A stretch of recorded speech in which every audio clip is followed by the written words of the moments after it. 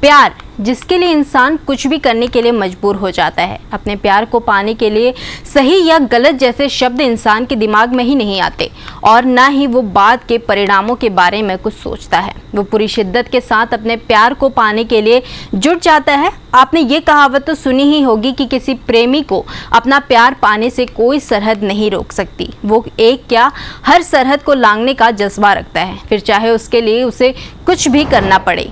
अपना प्यार पाने के लिए पहले सीमा हैदर ने गैरकानूनी तरीके से 2 देशों की सरहद पार कर भारत में एंट्री की और अब भारत की अंजू अपने प्यार के खातिर अपने पति और 2 छोटे मासूम बच्चों की परवाह किए बगैर पड़ोसी मुल्क पाकिस्तान की सीमा में घुस गई। अंजू, जिसे हिंदुस्तान की सीमा हैदर के नाम से भी जाना जा रहा है, सरहद लांघकर पाकिस्तान निवासी नसरुल्लाह नाम के एक व्यक्ति से मिलने चली गई। अंजू सारे कागजात समेत पूरी कानूनी तरीके से अटारी बागा बॉर्डर होकर नसरुल्लाह से मिलने गई और अटारी बॉर्डर में घुसते ही एक वीडियो भी शेयर कर दिया। इस पूरे मामले की जानकारी उसके पति को नहीं थी। दरअसल वो अपने पति को यह बोलकर गई कि वह अपनी एक सहेली से मिलने जयपुर जा रही है और कुछ दिन बाद एक कॉल के जरिए अपने पति को पाकिस्तान होने की सूचना दी। आखिर अंजू अपने परिवार और बच्चों को छोड़कर कैसे अपने दोस्त से मिलने सरहद लांघकर पाकिस्तान आ पहुंची, आइए आपको बताते हैं हमारी इस रिपोर्ट में विस्तार से। दरअसल राजस्थान के भिवाड़ी इलाके की रहने वाली अंजू और नसरुल्लाह फेसबुक के जरिए एक दूसरे के संपर्क में आए। अंजू और नसरुल्लाह 2 साल से संपर्क में हैं। अंजू ने अपने पति अरविंद को जयपुर जाने के लिए कहा और फिर भिवाड़ी से कैब करके दिल्ली आई और दिल्ली से अमृतसर आकर अंजू बागा अटारी बॉर्डर के जरिए बस से पाकिस्तान में घुसी। अंजू लाहौर तक तो बस में गई और फिर पाकिस्तान के पिंडी इलाके से नसरुल्लाह उसको अपने साथ अपने घर दीरबाला के खैबर पख्तूनख्वा ले गया और वो उसके घर रुकी हुई है। अंजू ने पाकिस्तान जाकर सोशल मीडिया पर एक वीडियो शेयर किया जिसमें उसने बताया कि वो अपनी मर्जी से पूरे कानूनी तरीके से अपने दोस्त नसरुल्लाह से मिलने आई है और उसने इसकी सूचना अपनी मां और अपनी परिवार में दे दी है। वह पाकिस्तान में बिल्कुल सुरक्षित है और जल्द ही वापस हिंदुस्तान लौटेंगी। वो यहाँ रुकने नहीं आई बल्कि सिर्फ अपने दोस्त से मिलने आई है। इसकी जानकारी अंजू ने किसी को नहीं दी सिवाय नसरुल्लाह के। अंजू जिस कंपनी में काम करती थी वहां वो बहन से मिलने गोवा जाने के लिए कहकर 10 दिन की छुट्टी लेकर आई थी।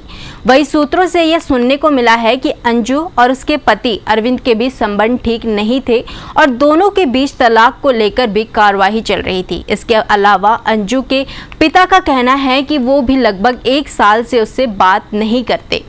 अंजू अभी तक सबको यही बताती रही कि नसरुल्लाह उसका दोस्त है। बीबीसी से बात करते वक्त नसरुल्लाह ने बताया कि अंजू उससे 4 साल पहले फेसबुक पर मिली थी और उनकी दोस्ती वक्त के साथ प्यार में बदल गई और आखिरकार उन दोनों ने एक दूसरे के साथ जीवन बिताने का फैसला कर लिया। इसलिए अंजू मुझसे मिलने पाकिस्तान आई हैं और हम जल्द ही पाकिस्तान में मंगनी करेंगे और फिर हम शादी कर लेंगे। नसरुल्लाह ने बताया कि हमारा मिलन कोई आसान काम नहीं था। हम एक दूसरे से मिलने के लिए बड़ी शिद्दत से कई प्रयास किए। सूत्रों के अनुसार अंजू ने दिल्ली में पाकिस्तानी दूतावास के कई चक्कर लगाए और नसरुल्लाह ने पाकिस्तान की राजधानी इस्लामाबाद में विदेश मंत्रालय से कई बार अनुरोध किया।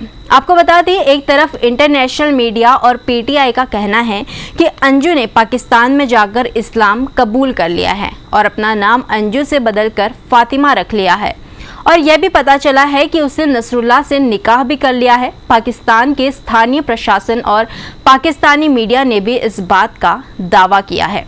फातिमा यानी अंजू की कुछ वीडियोस वायरल हो रही हैं जिसमें वह बुर्का पहनकर नसरुल्लाह के साथ घूमती हुई दिख रही हैं। वहीं अंजू और नसरुल्लाह का निकाहनामा भी सामने आया है जो इस बात की पुष्टि करता है कि अंजू ने नसरुल्लाह से निकाह कर लिया है। लेकिन दूसरी तरफ अंजू ने कुछ भारतीय मीडिया के जरिए निकाह और इस्लाम की इन सब बातों को झूठा करार दिया है। अंजू का कहना है कि यह सब अफवाहें हैं और वो अपने दोस्त से मिलने आई है और जल्द ही वापस भारत चली जाएंगी। सूत्रों के अनुसार अंजू पर किसी भी तरह का दबाव नहीं डाला गया। उसने अपनी मर्जी से इस्लाम कबूल किया और अपनी मर्जी से ही निकाह किया।